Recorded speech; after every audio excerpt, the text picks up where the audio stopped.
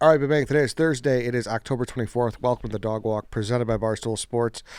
In studio guests today, we're joined by Chaps and Donnie, the two new hosts of the brand new Drop the Pin podcast.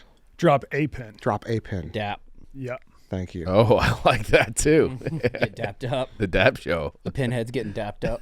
Oh, I didn't even notice that. Oh, yeah. That's a good thing. Dan, we struggled to come up with names for shows like endlessly, and you guys just... Me and Donnie legit had a list of like 20 that we Okay, Actually, all right. I should probably just read the whole Yeah, get it. Yeah, I would love to just run through Your list. all these name ideas. Some are bad, some had a lot of potential. One was the Podport, Virtual Vacations, Wherewithal, Roman Empire, but you spell Roman ROA. Okay, I like that. That was my favorite. I like that good. one. That was good, but then everyone would just think we were like a Roman Empire podcast. Yeah. Maybe. Yes. I don't know. Geo Jam Sesh, that is bad. Yeah, I won't think about stealing that one. Yeah. We trademarked them all. Yeah, so yeah. Staycation, Here We Go, Beaten Path, Beaten Off, LFG, right? LFG, Culture Shock, Map It Out, Red Eye, Rome Sweet Rome, The Layover. I think that was an Anthony Bourdain show. Vagabonds or Vagabond. I like that, but not everybody knows what that means. Scenic Route, Magical Mystery Tour, In Transit, Now Boarding. That Now I think, boarding was my number 2. Now boarding is good. Now Boarding, but it had been taken. It was like an NBC podcast, but they Okay. hadn't like posted an episode in a year. And the layover was definitely an Anthony Bourdain Yes. show. Just like a weird concept. He was like, I got 24 hours in Hong Kong. It's actually Yeah. a great Yeah. concept. No, I liked Yeah. that show. I liked all of his shows. Yeah. Because I did, I've had like 2 24-hour layovers, and each time I filmed a quick vlog, and it was great because there's not a lot of pressure that you got to do like all of the best stuff in that spot. It's just like, look, guys, I got 24 hours. What can I do? Yeah. Yeah. I'm going to see what I can pack in. Boarding time, boarding pass, duty free, like that. Terminal Talk or Termy Talk was great, but I think not enough people that don't follow my content know what a termy is. Yeah. No passport necessary or no passport needed. MapQuest, I liked that, but I think that is Do probably... you have a trademark issue? Yeah. They might have an IPO. Yeah. And the Hoon Lounge. Well, now looking back, maybe a lot of those weren't very good. Some of them I thought were pretty good. Yeah. I think you picked the right one. Yeah. I like the way where we ended up. So overall, it's a travel and world podcast kind of thing? Yeah, so we're really just picking locations. It doesn't necessarily have to be like a country. So we've done episodes on Syria so far. We've done Oaxaca, Mexico. So that was like a city. We've done, what are the other ones that we have? We're doing the country of Chad. We're doing the country of Chad. We're doing an episode on Clemson, South Carolina. So they don't have to be exotic locations. And But then you lived there. Right? Yes, Did you live- yes. Yeah. And then I've got some stories to tell from my year and a half in Clemson that I think no one's heard before. So And we went into that episode, the Clemson episode. I think it's going to come out in like 2 weeks. We went into that episode and I was like, I'm not sure how good this is going to be. Like, it's about Clemson. Like, how interesting can South Carolina possibly really be? One of my favorite episodes I've ever recorded on anything. Like, I was laughing so. Yeah, you told me about that. The Yeah. stories are ridiculous. I mean, I hit rock bottom in Clemson, South Carolina. That's not an exaggeration. And I felt bad for like laughing for 45 minutes about his trauma, essentially. No, it was great. Character No, building. Yeah. no, it was good. Yeah. Do you live in a houseboat there? No. What? I have a weird memory of you living on a houseboat somewhere. Have you ever lived on a houseboat?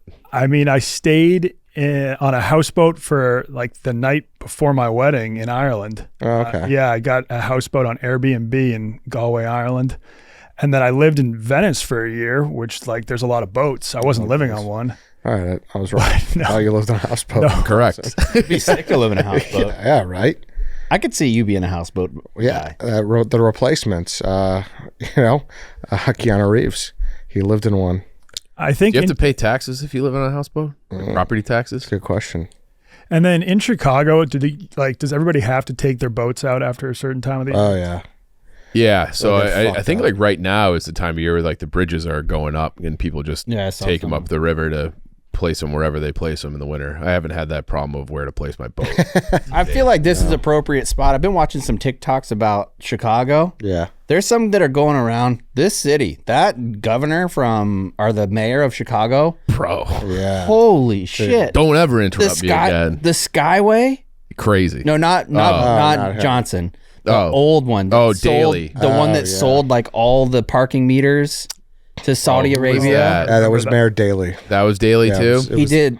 So I saw that they make $200 million a year off of that. And even if Chicago switched up the streets and made everything bike lanes where you couldn't park on the streets anymore, Chicago still owes them the money for 60 years of what would have been gotten for that. Oh my Tough deal. And that Skyway that goes from here to Michigan, Yeah. that doesn't go. That is privately owned. And that's another like 250 million a year. That's why and that- it's like that 60-year leases on both of those things. Yeah. And like that, the parking meters thing was like, we have like a shortfall of cash. So it's like, we'll just take, I don't know what the number It was. was $2 billion. $2 billion. We'll take $2 billion now and forget about $200 billion. Yeah, over the next and 6 that's essentially what it and is. it's $200 already billion. more like it's I think like 3x. It They might got be, their money back in a year and a half. yeah. Yeah. And it's like things are moving fast. In Dumb. In like 20 years, I don't know if there like is even going to be parking. Like probably like we'll just be hopping in cars that are AI, Autopilot. self-driven, autopilot, and like I don't know. I think there's going to be an entirely new system, and Transportation system. those meters will 100% be obsolete. Yeah, we have a bad pension crisis here. That probably would have helped. Yes, it's very underfunded, so that is what I understand the deal went towards. And, What happens if you just default, I wonder? I don't know, man. I don't know. It must have happened at some point somewhere. Detroit? I mean, not to default on those pension payments, because that's obviously catastrophic for individual Totally. people. Yeah. I'm saying default. Tell Saudi Arabia to suck your dick. We're not giving. Oh, I've always wondered that. I've always been What are like, they going to do? like we're not paying. But I guess like then your credit rating, like anything else, or your country's credit rating takes a dip, which it already has in this But would country. Chicago do that? I mean, with that it's deal only specifically? the city of Chicago. Yeah, it's not a U.S. government deal. Yeah, I don't know. Yeah. I don't know. Like Because it's not but with like, the Kingdom of Saudi Arabia. I would no, and I think private- I think it's UAE or Qatar. But what if you're trying to sell bonds, like municipal bonds, to pay for something else, but like you defaulted on your thing to whatever foreign country? Do you then are you unable to sell bonds? I have no idea. I I mean, think that's what the issue is. they are in the image repair business right now. I wonder if they just give it back to us. Yeah. Oh, that'd be nice. I would love for Chicago just to tell Saudi you Arabia. guys should to make that your passion project. Right? Just Yeah. go over there and Make Chicago parking money. Can we be the go to emissaries? Chicago. represent us over there. Be And like, then hey, we'll for our troubles we'll take 0.01%. Which would be nothing on that, but it'd be Right, it'd be but we rich. probably it's like the red stapler guy in Office Space, where Yep. you're just like fractions of a penny, and it's like we're billionaires. Yeah, shout out to Milton. yeah. So what days are you dropping the show?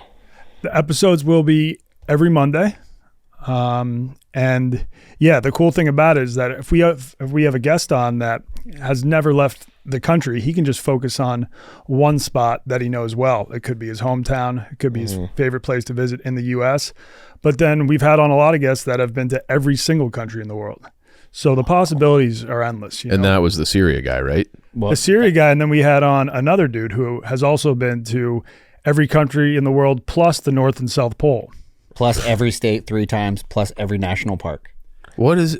plus every baseball stadium, Wow. every football stadium, and like every territory that's not officially a country. What did that guy do for money? Like, how do you afford that? He did it before he was like 35 too. So That's he crazy. worked on Wall Street right Okay. after college. So I think he was making a lot, but instead of going to the Hamptons and Nantucket, he was just traveling to a new country every chance he got. Yeah, because some of those countries are like super. Like Turkmenistan is like very difficult to get in, to get out. It's You should get the guy that did every Disney park consecutively. Oh, the guy that Yeah. has gone like every Every day ride. for like 30 years or some shit. Yeah, he went on every ride consecutively, and he didn't like miss a day. And it's the most he broke the record for doing Disney rides the fastest. So he did like Disney Tokyo, Disney Paris, and like all those. He was in an absolute world Shanghai of hurt during Disney. COVID. Yeah, for Yeah. real. Yeah. Damn. We are doing a Las Vegas episode, and would you say you're one of the bigger Vegas guys at the company? I would say, right? Yeah. Yeah, I would definitely. I love Vegas. Yeah. Someone also threw out the name Taylor Lewan as a huge Vegas guy. Yeah. Yeah. But he's, I mean, He's at his- friends with Dana White. because he's got the biggest setup. Like, was he a Vegas guy when, Yeah, you know, that's what I want when to he's know. going 8 deep into the fucking Yeah. Paris hotel? I don't know. Yeah, right. It's a little different when you're on an NFL contract doing Vegas versus Yeah. working a Cramming first job into out of college. And at Hollywood, Yeah. you know, The flamingo Different fighting for the experience. shower. Yeah. You know, that's a different story. guy. But so we've done a bunch of shit throughout the years, and we kind of want to run through our favorite topics Okay. around the world. First one, Let's see where it goes. yes, to see where we go. Okay. Around the world, the Darian Gap. What do you guys know about that? I don't know anything. Okay. Okay. So it's the gap between kind of Central America and South America. Correct. Yes. And then are there no roads through it? Correct. And there might be like the whole premise. We did this episode a few years ago. Yeah. And it was considered the most impassable terrain in on the planet. So the jungles, the mountains, the waterways, it just was like we can't build any roads. Every time we try to build roads, they get damaged. They get, people get malaria, they get sick, they die. And then I feel like with this immigration surge, there are people just walking through it like it's nothing. So I kind of feel like the Darien Gap got all kinds of hype about like this is just so impassable. Like nobody, like I think one guy had tried to do it and he like got lost and died. And then now they must have carved out a way to get people through. Yeah, because I think a lot of the people crossing the border in Mexico are from Venezuela. Yeah. To get from Venezuela to Mexico, you got to pass the gap, unless they're just taking a quick boat ride around Panama. I don't know. I thought I remember hearing that they were traversing it and walking it, but there's just no. But it's also an unpoliced area too, where it's not even the elements that could get you. It's anything. It's like the top of the Andes Mountains in like Panama, I think.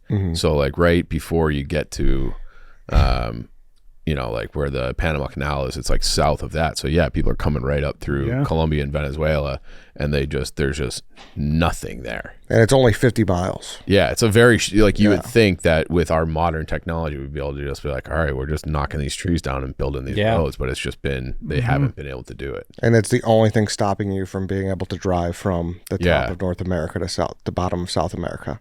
It's a Darien 50 Gap. mile stretch. Yeah, That's it. Yeah, It's crazy. Isn't it nuts? Yeah. Yeah. I feel like we should send you guys there.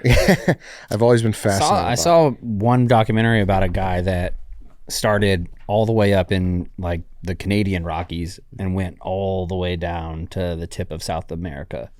And that journey, it took him, I think it was like 3 years or something crazy, like how long it took him to do it. Yeah, there was a great documentary. If you got like a little hippie streak to you, but it was a guy, same thing from California. It's like something degrees south or 180 degrees south or something like that.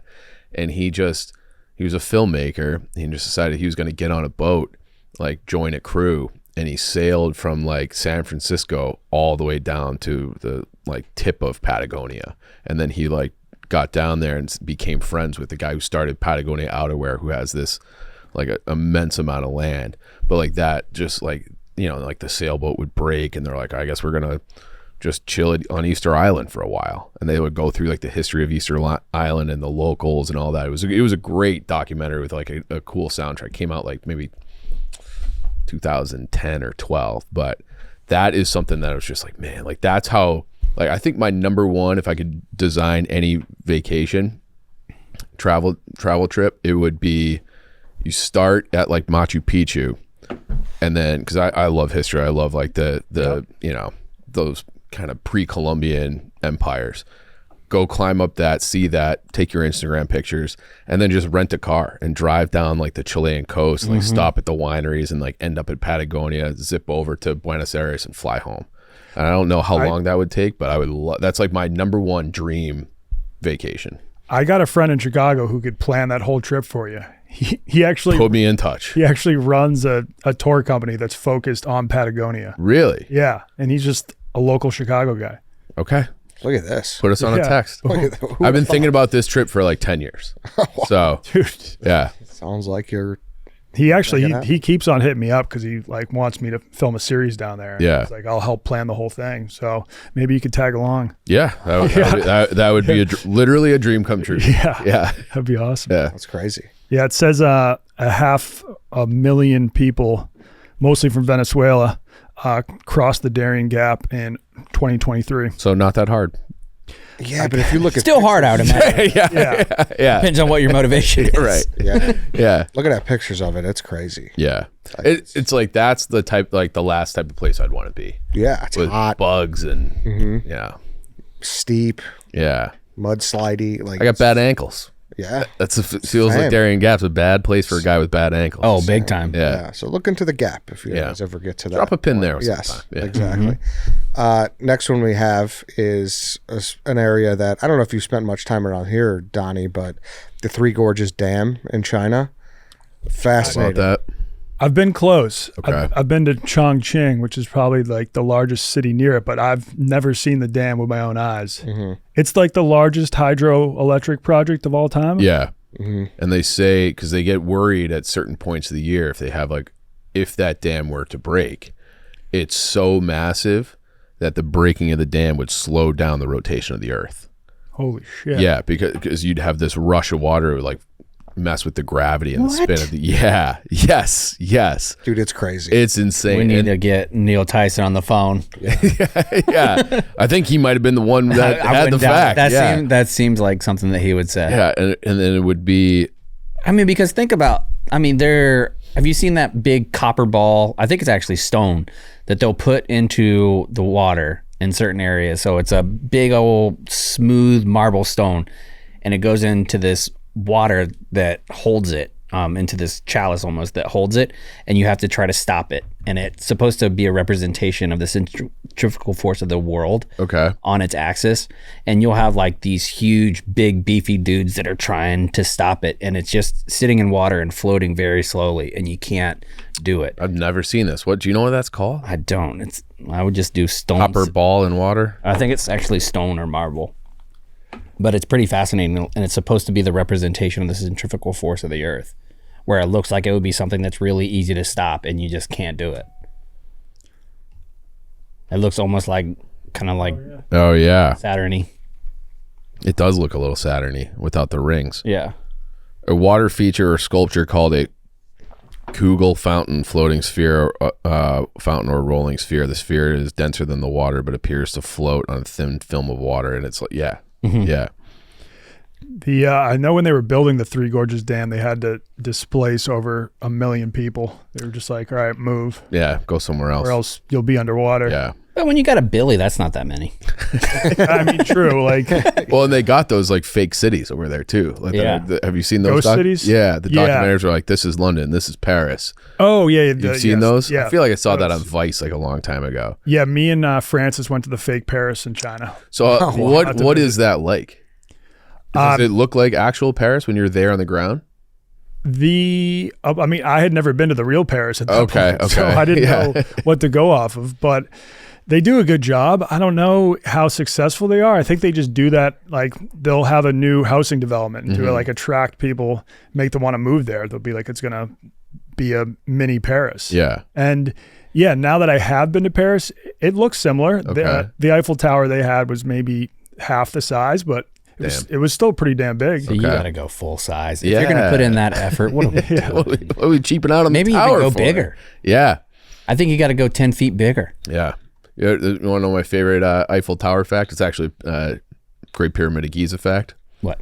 That the Eiffel Tower was the first man-made structure, like permanent structure, to be taller than the Pyramid of Giza since the Pyramid of Giza. So nothing in between. So whether that they think that was built like 5,000 years ago. So mankind went 5,000 years or more before they built something taller than the Great Pyramid of Giza. That's fucking crazy. It is. Yeah. Every pyramid fact is insane. Yeah, I did a blog a long time ago, and I will still like go back and just like read it myself about all the like how it's like connected to the circumference of the earth and how it's always 68 degrees on the inside somehow. Cardinal direction. Yes. And it's like at the exact geological center of the earth. So going out in like the 8 different cardinal directions, those lines cross more landmass than if they had moved it like 100 yards in either direction. So like in that exact spot, going out in the cardinal directions covers more landmass than anywhere else they could have put it, which is also fucking insane. Like, how do they know this shit? Yeah. And then like they had like the unit of measure was called a cubit. And then if you add up like the cubits that across one side, it ends up being like the exact number for the speed of light to like the 10th decimal place. So it is like there's so many like weird anomalies where it's like, what exactly did they know when they were building this thing? That's why some believe that they're a civilization that was lost. Like, it was an engineering civilization that was completely destroyed somehow. Yeah. Whenever because the Sahara turns to oceans from time to time. Yeah, and grasslands. Like they say, it's like it flips like every 40,000 years or something. Yeah. I assume there's going to be some type of travel component at some point, maybe. I mean, you do it anyways, but like. Yeah, like we have some pretty fun ideas. Like we want to do some choose your own adventure weekends. Okay. Yeah, I want to figure out how to do a live stream and make it choose your own adventure. So it's like the chat kind of decides what you do. I like that. You would want to make it multiple choice, because if you just leave it open-ended, like the chat can decide what I do. They would just have me like walk into traffic. But have you ever done the spinning of the globe? Yeah, we should just. That'd be fun. Just spin the globe and see what you. Yeah, we can knock down like what country or what state or whatever, and then have like a big map, throw a dart in it, and that's exactly where we go. Yeah. Type of situation. But I also want to be like me and Donnie start off in like Kansas City, and we give the chat, all right, give us examples of what we should be doing, and then we get 4, and then they pick, and that's the one that we do out of that 4. Do you have a place that would be your top choice to go for this? Oh, that like. Where do I want to go? Anywhere in the world? Well, like in terms of for making it for content and things like that. I mean, yeah, I would like to know that, because you haven't been really abroad since the Bahamas, which was the military, and then since I got really married, it's been a long time. Probably spot that I would want to go. I mean, honestly, I agree with you guys. Patagonia would be incredible. Oh, damn, boys trip. I would love to do that. I'd also love to go to Australia. Like not Sydney or anything like that, but the legit outback. Like the bush. I think I'd be afraid of the bush. Beware the cassowaries, man. I'd like to go to Queensland, Australia. Okay. Fuck with the crocodiles. Yep. I don't need to fuck with crocodiles. Have you done Australia? No, I haven't. Oh, wow. But I'm fascinated with India right now, too. There. Why is that? I'm reading maybe I've only like a quarter of the way through it. It's called Chantaram, and I think it is already top 5 book I've ever read. Like, it is unbelievable. And the things I'm learning about India, and they all sound pretty horrific, but I would love to go see that with my own eyes, like what it actually looks like. I know a guy who does tours of the slums out there. Yeah, that's what I'm really, and I talked to Maresh about it the other day, and he was like, all the things that it says about there, like how, like the smell and how it's difficult to get used to is true. And Fallujah was that way for a long time too. Yeah, like where it was, you got off the plane and you knew you're in Fallujah. It stunk. And so I think like stunk like what? Like what causes that? I mean, there was a lot of bodies in the water at the time. So a lot of it was bodies, like fish smell, death. Trash and sewage. Burning trash, burning everything. So like that popped in my head because I went hunting and I killed a deer, not to brag. And I had to, Mr. Wells, Sydney's dad, was like insistent upon the fact that I butcher it.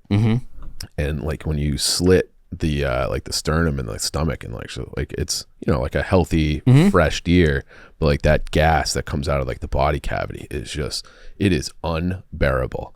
I can't imagine like what a war zone would be like when you have theoretically hundreds of thousands of bodies doing that all the time. Hundreds and thousands, not hundreds of thousands. Right. Yeah. Like a World War I trench. Oh God. Yeah. But smells that you don't ever forget, for sure. I bet. Yeah. Like I went, when I was in Quantico, I got a call that somebody might have been hit by a train, that they saw like what they thought could be a body by the train. And we pulled up, got out of the car, and as soon as the car door opened, I looked at the guy that was with me. I was like, someone's dead. And he was like, how do you know? I was like, take a sniff. Like, that's what a dead person smells like whenever they've been like disemboweled and opened up.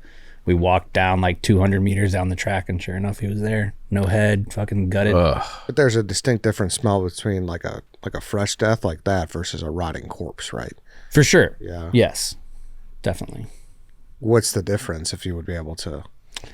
I really think that fresh death smells like rotting fish, and then it's really kind of like a fish market, but with like a more irony kind of base, like just because of all the blood, like the iron in the blood.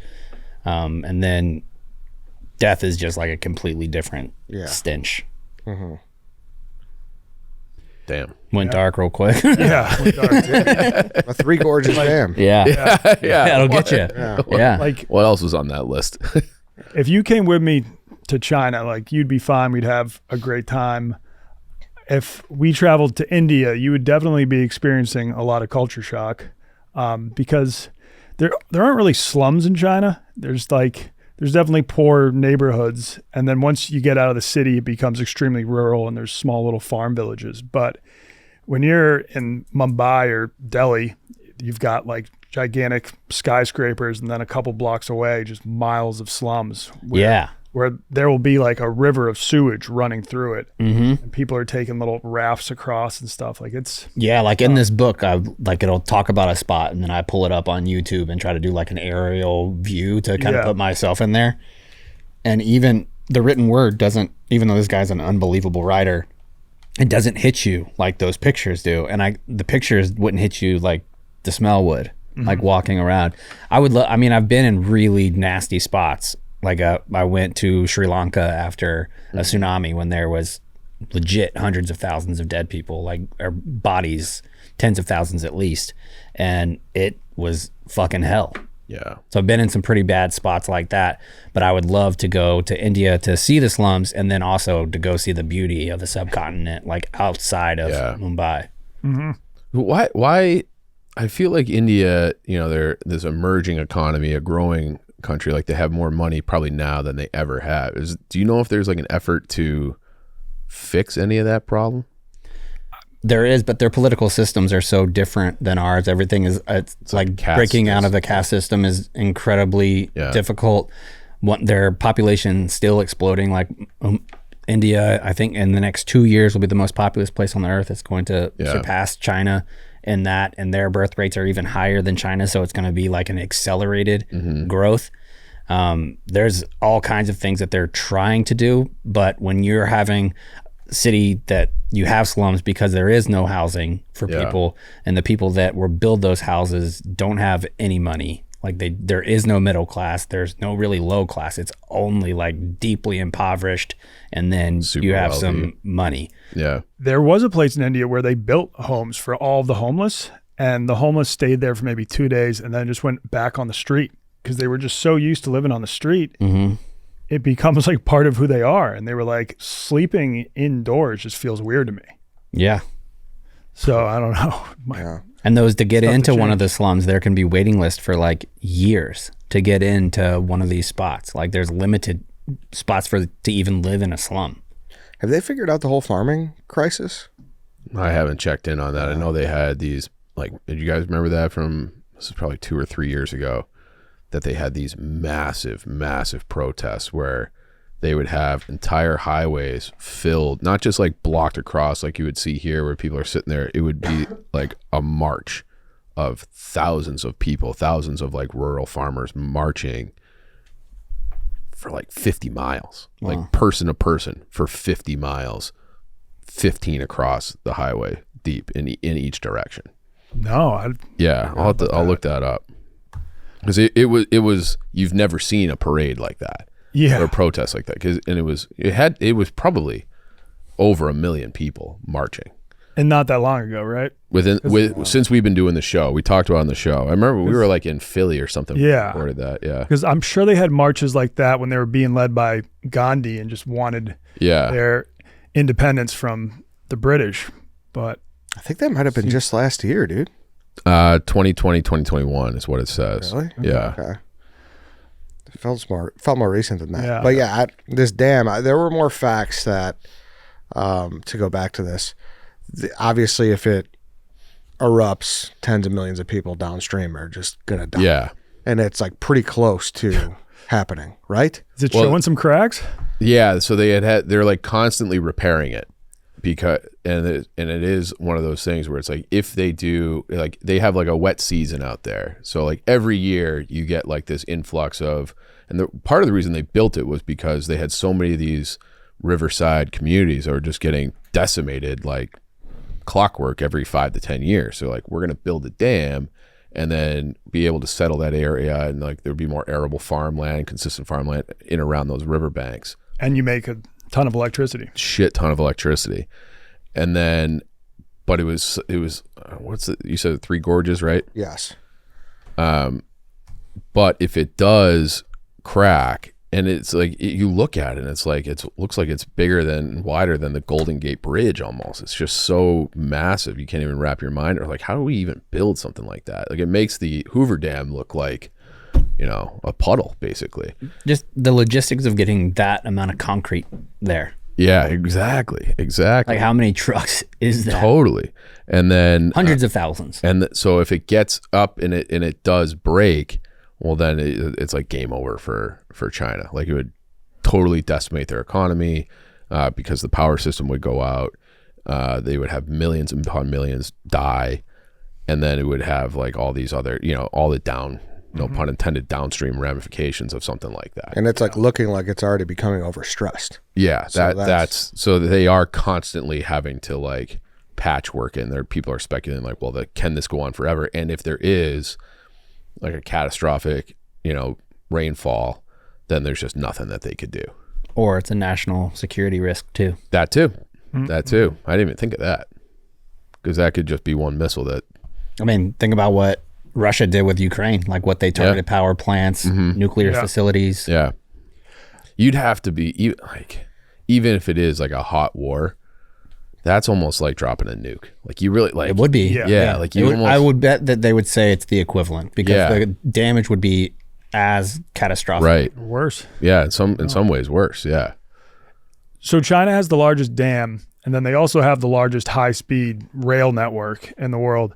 Is that because like it's a communist country, so they don't really, like, if they want to take someone's property, there's not much you can do to stop them? Like, when they were building the dam, I'm sure that those 1 million plus people didn't want to move, but it's like, all right, you move or you're going to be underwater. Right. And then when it comes to the rail lines, if you want to build a really fast train, it's almost got to be a straight line. So they'll just be like, okay, let's draw a straight line connecting these two cities, and that's where the train rail will go. But in the U.S., like, we still to this day don't have any high-speed trains. It's crazy.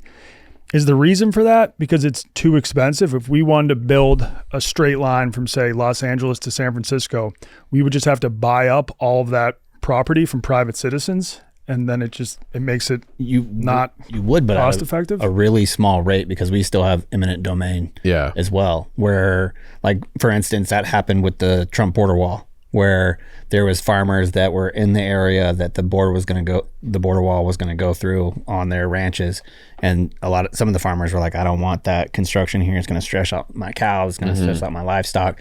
Didn't give a fuck. Like, yeah. And they did that when they built the highway system in the 50s. Yeah. That's like probably the best example. Eminent domain is used way more than I think people realize. I didn't even know that. I knew they had that in China. I didn't even know. Yeah. So that's just like, hey, the U.S. government could say, hey. There was farmers that were pissed because I think it was late President Trump policy, and Biden continued it, where they were taking chunks of farmland and turning it, like, if you got really like big government stipends, for example, if you got those big stipends, then they would say, we are going to use some of these subsidies and we're going to put solar power on your land. So there's some big farms that are even in the Midwest that were gathered by eminent domain. The farmers get a portion of the money, but a lot of it will go back into the communities, and the government is taking it from eminent domain.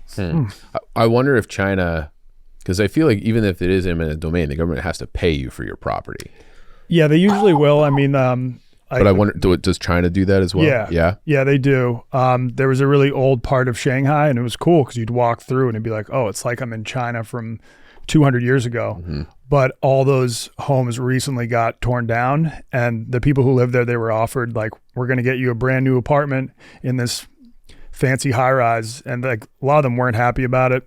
Some of them tried to hold out, but eventually I think You like, just get crushed. Like, nothing you can do. That's what it says too. Is Wuhan, Shanghai, and Nanjing are all downstream, so they would just be completely Oh man, just smoked Yeah. if something happens. And that was that's like got to be combined population of what, 15 million? Probably. At least? larger. Probably more, because yeah. The Shanghai population is 25 mil. yeah. Yeah, substantially Yeah, large. yeah. So you're probably talking 40. That was one of those 50. when COVID's first started, and they were talking about like I had never heard of Wuhan, and then you find out like there's this city in China that's like the 8th or 9th largest city, something like that. That is like double the size of population of New York. Yeah. So it's like twice as big as our biggest city. We're like, and I had never heard of it. Yeah. Which is it blows your mind like how many people and how big China actually is, 1 million people is like a small town in China. which is nuts. Yeah. 1 million people here, you get a football team. So it's like one. Shout out Jacksonville. I don't even think we have a million. Yeah. one insane like rainy season could like Yeah. hypothetically make it happen. That's scary as fuck. And I think the other thing with communism with the high-speed rail is that if we built a high-speed, like all the rail systems in the United States are still private property. Like that's how Vanderbilt made all his money, and all these kind of those people in the turn of the century, they owned the rail lines and they would charge freight to use them. Or I think over there, it's just like, this is a government project. Yeah. So they don't really care if they make money on it or not. Where we probably were like, if we're going to be building all these lines, like, is there the demand of people wanting to go from Chicago to Dallas, or, you know? I think if it was fast enough, because with high speed rails, I think you could get from Chicago to New York in maybe 6.5 hours. Yeah. And That is like the other thing too. Like, even if the flight to New York, if you're staying in Manhattan, by the time you have to get there an hour early, it takes a half an hour at least from Chicago to get to O'Hare, half an hour at least from JFK or LaGuardia to get into Manhattan. So you're looking at probably at least a 5-hour trip. Yeah. Whereas if you just walk in, get on the train and go, I think a lot of people would do that. That's if it's a 4.5 hour drive or less, I don't fly. I'll drive. Yeah. Yeah, I don't mind doing the driving either. Like, Because then you got to go an hour early to the airport. Yeah. You got to catch an Uber. You got to do all that bullshit when you could just get in and listen to an audiobook. and you'd be way more comfortable. Yeah. And if you want to pull off, Fart as much as you want. yeah, No one cares if you fart. yeah. Like, You don't fart on I mean- planes? and then I try not to. Yeah. yeah. I know right now Amtrak just opened up a Chicago to Miami train line. How long Takes does that take? 47 hours, and it's like a little more expensive than a flight. It's like, who's doing that? I took the Me train. and Donnie. That would be some good content. Drop a pin on the Amtrak. I did Chicago to New York. Amtrak, if you're listening, looking for sponsors. I did Chicago to New York. It was 20 hours. It was a beast. Why? So I don't know. I'm weird, and it was my first time going to New York. It was in 2015 when I was going to live out there for 4 months to do my internship, and I was like, there's part of me that like wants to just be fucking fully thrown into the fire, not just land in a plane and hop in an Uber and see the city from there. So I wanted to like Make that pull into- experience suck more. pull into. I wanted to pull into Penn Station, like walk up. the That's kind of stairs cool. Yeah. and be like, whoa, Yeah. I'm here. You wanted to have like a 90s sitcom open. Yeah. I did. Yeah. Maybe I watched too many movies that winter break. Now, You romanticized it. So I you- did that. did you pay for a private bed? Because you can do that too. No, it was a seat. Okay, it was Yeah, it just was a just a seat. seat. Ooh. I was. My internship was unpaid. They didn't pay for any of my travel. They didn't pay for any of my living. So I was pretty. I was crunching for sure. So it was, I don't know, however much money it was, and there was no bed or anything like that. Damn. A place like Sirius XM and Howard Stern doing unpaid shit Crazy, is right? nuts. Yeah. Yeah, I got asked to join a class action lawsuit, but I didn't do it. I wish I Not did. litigious. But- Yeah. Yeah. I like I've seen people do these, and there is one I think that leaves from Naperville, but you can take a like a sleeper car, like an old school looking train where they have like the dining car and all that, and you can go from Chicago, I think, all the way to Banff up in Canada. My favorite place on earth. I've never been. I've always wanted to go. I think it is unbelievably beautiful. Yeah. I think it's the prettiest spot on earth. Like Lake Louise, sitting at Yeah. Banff and Lake Louise is unbelievable. Yeah, so I've been to Calgary. Like one of my best friends is from Calgary, so I've been up there, and it was like, it's right, not too far, but we just couldn't make it work. Beautiful. Yeah. Peeing off a waterfall there. Ideal. Oh, This looks very nice. Yep. it's like how's the water that color? Right? That turquoise. Yeah. Looks sick. And then the videos in the wintertime when they allow people to go play hockey Skate out on there. it. When it's like the water hasn't had any like skates on it at all yet, and they're going over it, and it's crystal clear water, and you can see down. It is, and then you see like each individual, because the ice is so smooth and black. I go down like TikTok rabbit holes of these like every winter, where I just sit there and just watch these videos, and it's just like each individual like cut into the AMSR aspect of it. Whenever, and then like they have the ones where like the sun's setting over the mountains. We're like, I think this might actually be heaven. and I was a Florida boy when I went to Banff for the first time. So your first time seeing snow? It was not my first time seeing snow, but it was like that much snow, and grass tennis courts were there too at like the Banff National Hotel. Oh, And when we got there, we were going down to eat dinner, and there was a huge moose that just starts walking down the street, and nobody gave a fuck. Like the moose was just like chilling in the middle of the road. And I was like, there's a fucking moose. yo, are you seeing this? Are you guys seeing this? We're just going to act like there's not a 3,000 pound creature right here. They'll fuck you up too. Oh my God. Yeah. Yeah. Bad. Even if you just accidentally hit one in your car, there's probably like a better chance that you die than the moose Oh, dies. Yeah. I was driving. I did New Year's Eve in Steamboat at some point during COVID. I think it was like 2020 into 21, and flew into Denver and drove from Denver to Steamboat, which is like 3.5 hours. And a big ass moose and a mama moose came like across the highway as I was going. I had to like swerve on this mountain road. It was terrifying. And I also saw a pack of like these giant rabbits up there too. Like the wild, like, I thought you were going to say wolves. no, I did not expect rabbits. A pack of giant rabbits. there was probably like 9 of them and they were like, I don't know, like size of a small dog. Really? Yeah, it was That's sweet. delicious. Yeah. You ever had rabbit? Oh yeah. There used to be a place in Pilsen called Dusix who just always had it on the menu. It was awesome. Every Friday at this place called Fran's Diner in Cantonment, Florida, where I went to high school, they had fried rabbit Fridays. And so like the sports guys, we would go over for lunch and have fried rabbit. So it'd be like fried rabbit with mashed potatoes and carrots. Delicious. Good eating. Yeah. Yeah. A Flemish giant rabbit. Adorable. That's what it looks like it's called. You should be a giant rabbit guy. You think so? Yeah. Just adopt one. Yeah. Yeah. Could you imagine if I brought it to the office? Walking it down that This guy doesn't even like dogs. You think he's gonna have a Flemish rabbit? Maybe I'm just a rabbit guy. Yeah. That could be it. And then one of the we could kind of end on this one, but the Belt and Road Initiative in China to stay in China. Well, it's everywhere. Yeah, well, yeah, it's everywhere. Yeah, but it's China's their product. initiative. Yeah. Yes. Now, I did read about that at one point. The belt, so the road refers to... It's like all roads lead back to China. But they call it debt trap diplomacy, if you've heard of that. So like they'll go... Oh, yeah. That's what they're doing like all throughout Africa. Right. Yeah. And so it's like their first... I can't remember where it was. Might have been like Eritrea. What's that country in Africa? Yeah. Like Yeah. by Somalia. Eritrea. Yeah. And so they're like, we'll build you a deep water port, and then you just pay us back over the next 100 years. But they like set up in a way where it's like highly likely that they default. And they're like, well, you defaulted, so now we own this, and we're gonna have a naval base here. So it's like that was their first overseas military base, was from that. And they, First time. yeah. And I think they've done the same thing. Like they've built an airport or something in Sri Lanka. They're doing lots of stuff in like the former like Yugoslavia and like those Eastern Bloc kind of countries are doing a lot of that too. And the idea is like we'll build highways, train systems, airports to facilitate trade, and then we're building this infrastructure for you, but now you owe us. Yep. Yeah. Yeah, they're building a huge port in Pakistan, Okay. and that's going to give them direct access to the Persian Gulf and the Indian Ocean, because it's pretty much going to be a little enclave of China just on the coast of Pakistan. Yeah. And then there's going to be a road that connects that port to China that they'll own as well. Yep.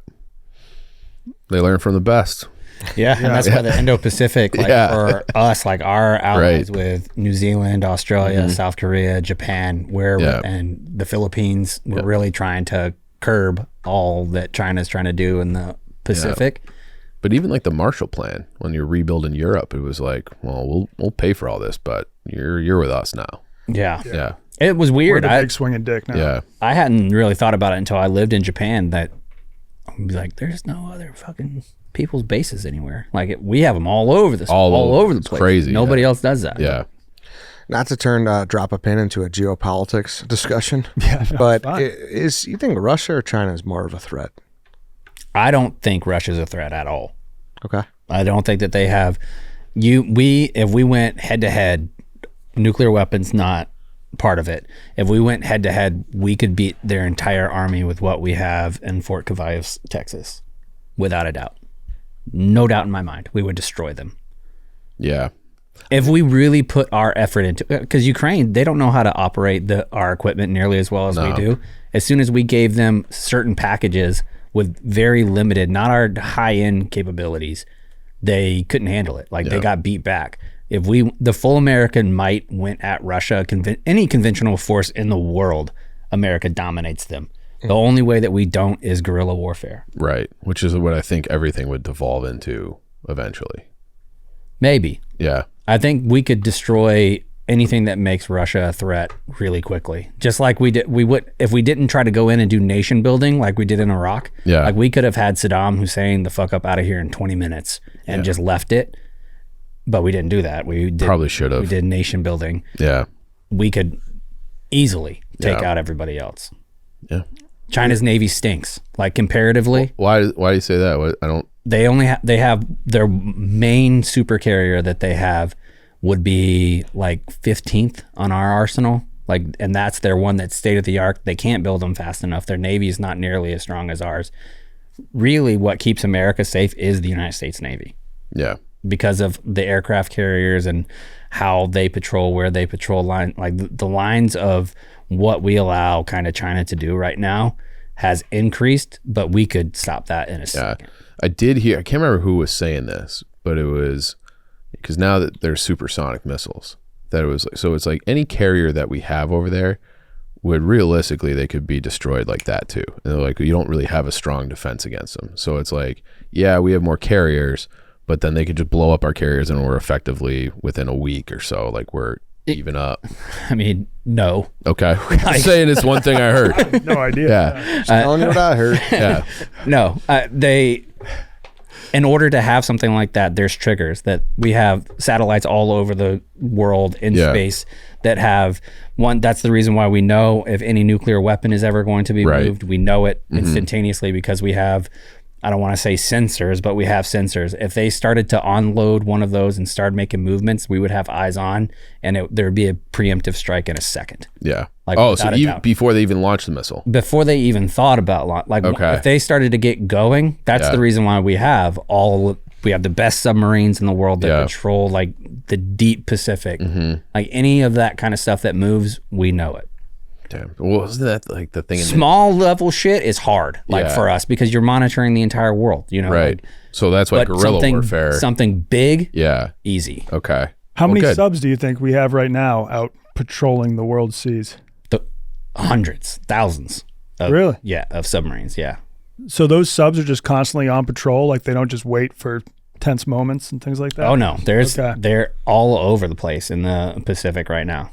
Shit. There's not hundreds out there right now, but we have that in our capability to do it.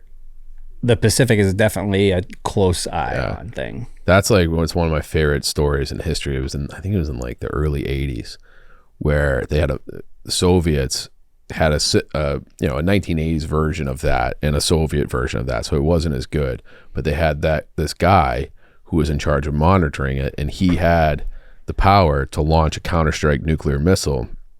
He's just like looking at this. He's like, he could have very easily been within his like good judgment to be like, United States preemptive strike, like we got to launch back. And he's just like, something's wrong about this. And he just ended up doing nothing and saved the world. Yeah. Like that's like, Did you get a promotion? yeah. He's still, I think he just just died. Like not that like within the last 3-4 years. And this might be another dumb question, but why doesn't someone just go into North Korea and be like, enough with the bullshit? Dude, North They're Korea sending troops. It's crazy. Oh, really? They North send troops Korea to just- Russia. just sent troops to help the Russians fight the Ukraine. Wow. Yeah. I didn't know that. Yeah. So But you know what I mean? Like, because aren't they another house of cards? Like another. They're not a real danger either. Yeah, that's what they're I'm they're saying. a danger to our allies in a big way. They're a danger to Japan. They're a danger to South Korea. So that's how they affect us.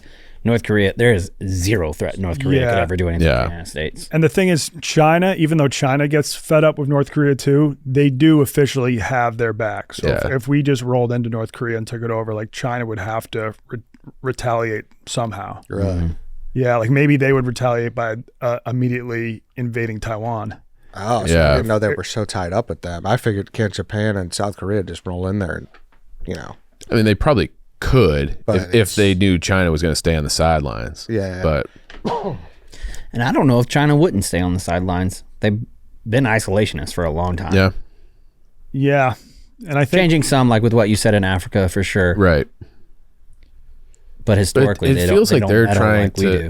do. Yeah, like they're trying to compete more like economically as opposed to.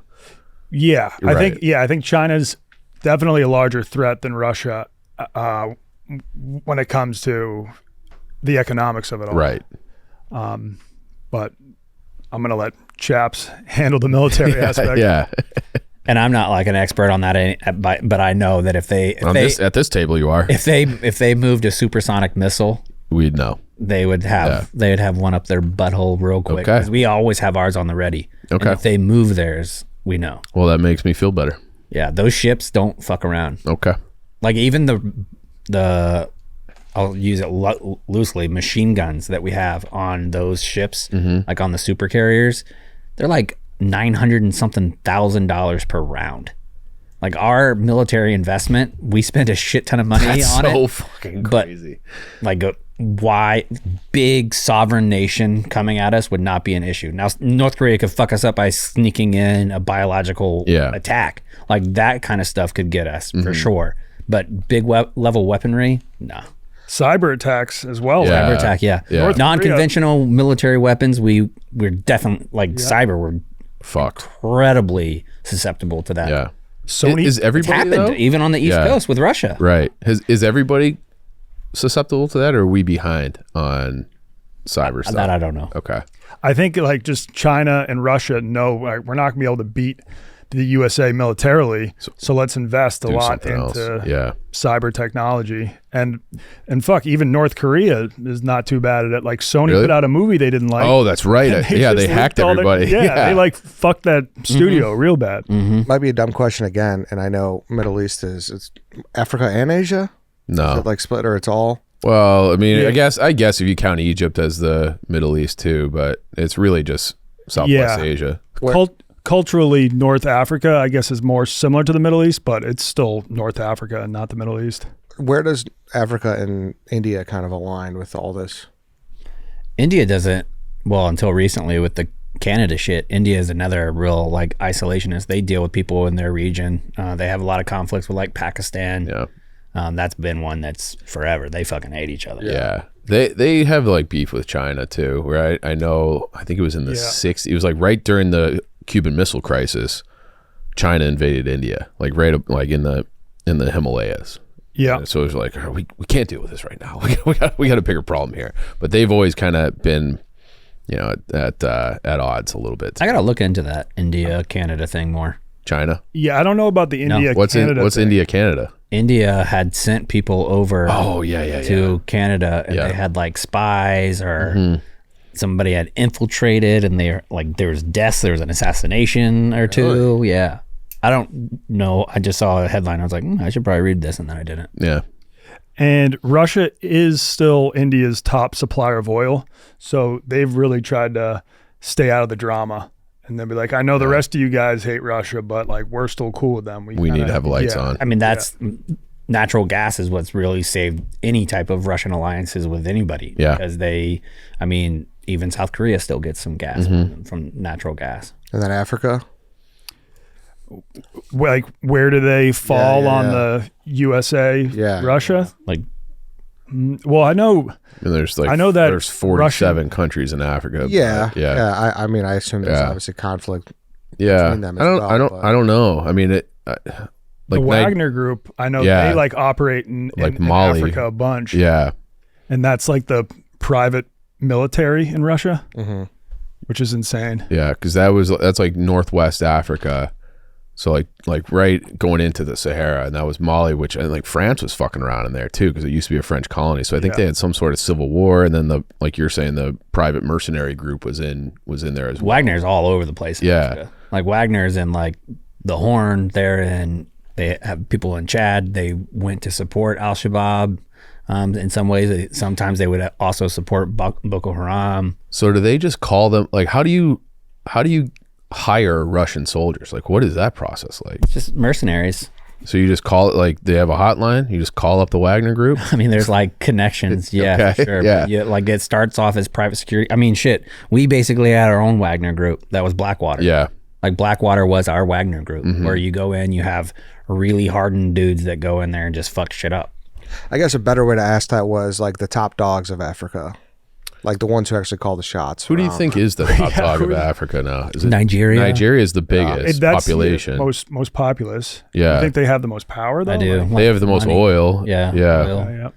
yeah. I would say South Africa still probably on that list. Egypt is on that list. And then that's like another hot zone too. Libya was forever. Yeah. They're not now because they're basically a It's a failed state failed now. state. Yeah. But there's always, it's like Ethiopia and Egypt are kind of bad odds over the water rights of the Nile. Like Ethiopia wants to build a dam, and Egypt's like entire economy and their only source of fresh water comes from the Nile. So if they limit the flow of water coming, it's going upstream in that case, but from Ethiopia, well then Egypt is fucked. So there's like they're saying like if you start to build that dam, like we will blow up that dam. So but Ethiopia is then like having like a quasi civil war, I think too. So like this Africa is, they call it like the dark continent because it's like no one can ever really figure out what's going on there. There you go. That answered my question. Yeah.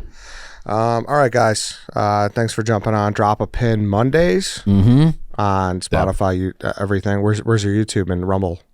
Right now it's being posted on the Wonton Don YouTube and Rumble. It's a good place to have it. Yeah. You got some subscribers. Yeah. Yeah. Yeah. So they could watch it there and then obviously listen to Apple Podcasts, everything like that. Yeah, this week is Bhutan. We're going to the Kingdom of Bhutan with our guy KB. Yeah. Has he been there? No. No. Oh, okay. Just talking KB countries. has never left the country, and I had him on, and I was like, we can talk about any place you want, like Wheeling, Kent State, but he chose Bhutan. Almost instantly. Yeah. Did you have White Sox Dave on for the Tonga episode? Yes. Yeah, does he have, We'll commit does to he have a that. history with Tonga? So A guy who lived like a street away from him, they hung a Tongan flag. Yeah. And because they were Tongan. And they it was asked Tony Moriarty. Tony Moriarty was a tight end for the Chiefs. He went to high school with White Sox Dave. Just so happened they had a dozen match like Right. It first was season like of- flags of the world, and it was like no one could possibly get the Tongan flag. Dave's like, that's Tonga. all because the guy lived Yeah. Yeah, we got to get him on for Tonga. So Maybe have Tony Moriarty come yeah, on. come Have on. Dave. Yeah, that both was of them. incredible. Yeah. We had Dave on for one segment at the end of all the episodes. We do something called Getting Cultured, where people from around the office can come in and ask us any question travel related. So White Sox Dave comes on and he's just yapping his ass off for the first You don't say. 20 plus minutes. And we're like, all right, Dave, you have to ask us a question. He's like, I don't really have one. It's not his strong suit. That's not his- Forethought? Yeah, exactly. Yeah. All right, guys. Go listen to that, everyone. Thanks for joining us. Thank you, everybody, for listening. Thanks for watching. That's it for this week. We'll be back on Tuesday. See you then.